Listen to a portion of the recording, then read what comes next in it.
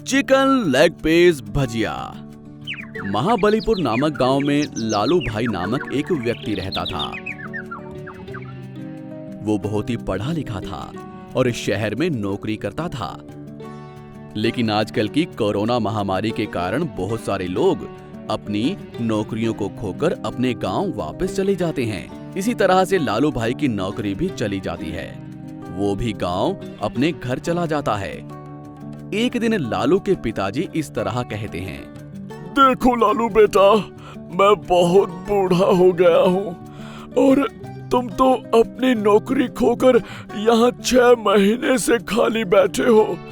मेरी तबीयत ठीक नहीं रहने के बावजूद भी मैं ये चिकन पकौड़ी का बिजनेस करके घर चला रहा हूँ। तब लालू की माँ कहती है, हाँ लालू, पिताजी सही कह रहे हैं। किसी भी तरह तुमको हमारे परिवार का पालन करना चाहिए। इसलिए तुम्हारी नौकरी फिर से लगने तक तुम्हारे पिताजी की चिकन पकौड़ी का व्यापार करो तुम। ठीक है माँ, अपने परिवार का पोषण मैं करूँगा। वो ऐसा कहता है। तब लालू के पिताजी कहते हैं, देखो बेटा लालू, आजकल कोरोना के कारण ये चिकन के व्यापार में भी बहुत ज्यादा ग्राहक नहीं है, इसलिए बहुत सारे लोग ये व्यापार भी बंद कर रहे हैं। इसलिए तुम्हें बहुत ही सोच समझकर ये व्यापार करना होगा। वो ऐसा कहता है। ठीक है पिताजी, मैं जरूर वैसा ही करूँगा। अगले दिन लालू भाई ऐसा सोचने लगता है, हमारे गांव में बहुत सारे लोग चिकन पकौड़ी का ही व्यापार कर रहे हैं, इसलिए मुझे कुछ नए तरीके से व्यापार करना चाहिए। इसलिए मैं चिकन पकौड़ी की बजाय चिकन की भजियां बनाकर बेचूंगा तो अच्छा रहेगा। ये सब कुछ सोचकर अपने पिताजी से पैसे लेकर चिकन लेने के लिए शहर जाता है। शहर जाने के लिए रास्ते में जंगल को पार करता है।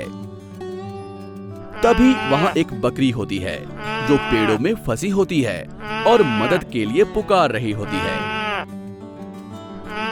उसे देखकर लालू के हृदय में दया आ जाती है और वो उसे बचाता है। लालू के बचाने के बाद वो बकरी एक देव कन्या के रूप में बदल जाती है। ये देखकर लालू हैरान हो जाता है। तब वो देव कन्या इस तरह से कहती है, देवता लोक में मिले श्राप के कारण ऐसी हो गई हूँ। तुम्हारी दया हृदय के कारण फिर से देव कन्या हो गई हूँ। तुम्हें क्या वर चाहिए मांगो, मैं तुम्हें वो दे दूंगी। तब लालू कहता है, मेरा परिवार बहुत ही कष्ट काल में है। मुझे व्यापार करने के लिए मुर्गियों की जरूरत है, लेकिन उन्हें खरीदने के लिए मेरे पास पैसे नहीं हैं। वो ऐसा कहता है।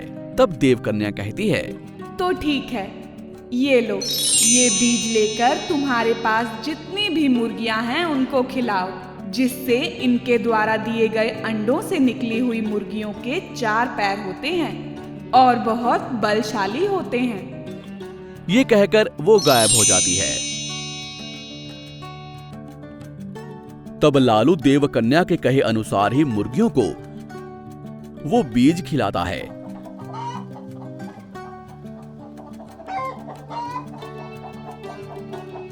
जिससे उन अंडों से निकली हुई मुर्गियों के 4 पैर होते हैं और वो बहुत ही बलशाली होती हैं।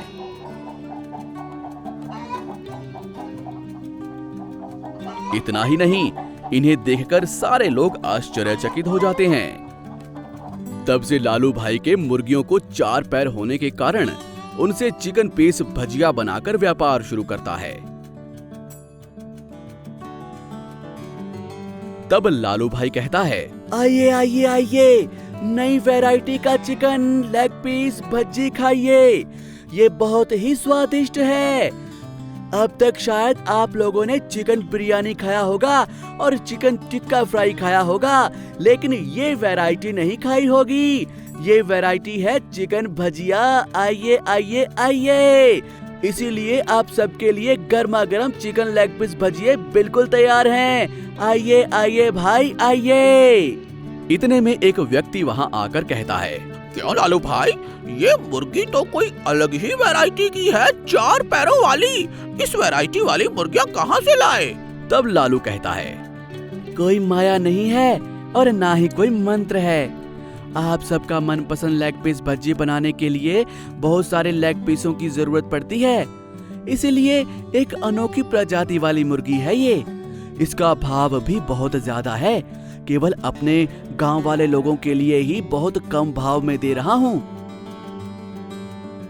इस तरह लालू अच्छी अच्छी बातें करता है और लोगों को हंसाते हुए चिकन लेग पीस का व्यापार शुरू करता है और वो अपने व्यापार से बहुत सारे पैसे कमा लेता है और खुशी खुशी अपना जीवन बिताता है। ये कहानी हमें सिखाती है कि भगवान हमेशा मेहनत करने वालों की ही सहायता करते हैं। आपको हमारी ये कहानी कैसी लगी हमें कमेंट बॉक्स में जरूर बताएं और यदि आप ऐसी ही और भी कहानियाँ सुनना चाहते हैं तो हमारे चैनल को सब्सक्राइब करना ना भूलें। शुक्रिया।